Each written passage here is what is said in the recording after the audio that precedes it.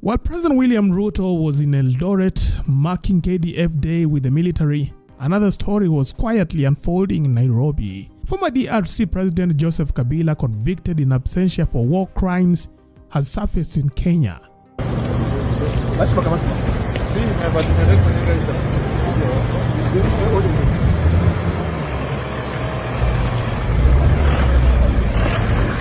And his visit has triggered outrage from both Congolese exiles and Kenyans alike.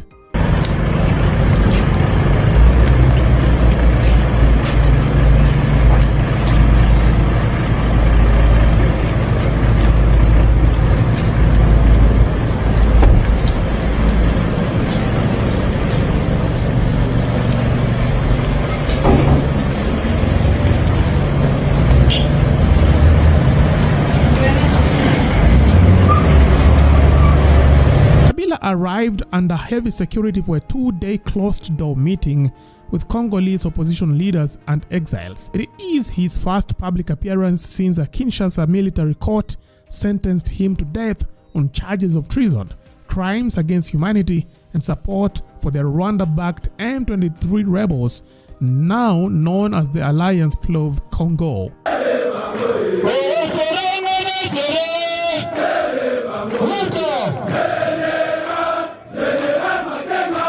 Among those present was former Prime Minister Augustine Matata Ponyo, also convicted in absentia, and senior opposition figures like Kabila's PPRD party.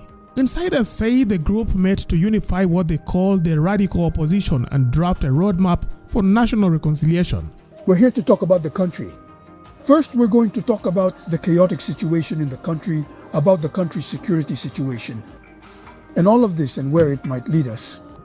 And it's high time that the opposition, that we come together so we can lay solid foundations.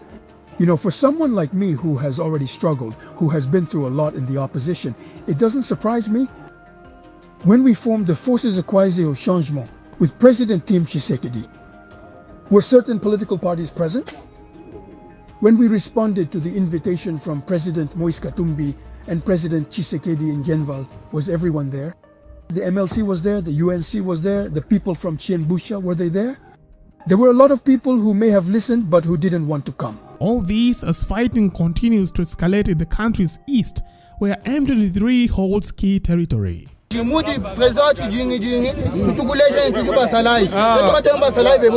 Kabila's appearance in Kenya has created a diplomatic storm. Relations between Nairobi and Kinshasa have been crumbling since 2023.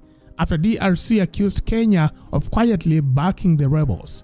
The fallout has been steady. Ambassadors recalled, Kenya Airways staff arrested, and attacks targeting Kenya's embassy in Kinshasa.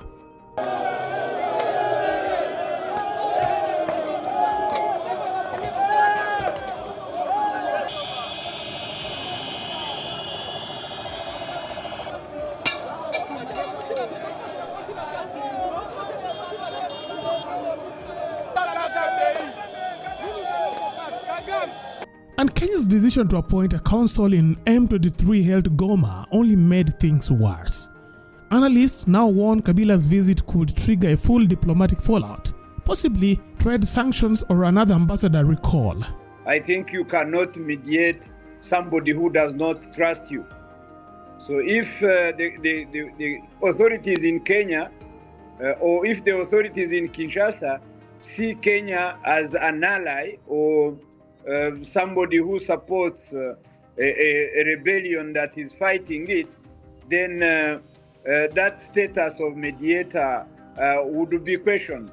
Meanwhile, Congolese nationals in Kenya are demanding Kabila's arrest. Many Kenyans are asking how a man convicted of war crimes can move through Nairobi with presidential-style protection. Officials insist Kenya remains neutral, but Kabila's armored convoy tells a different story.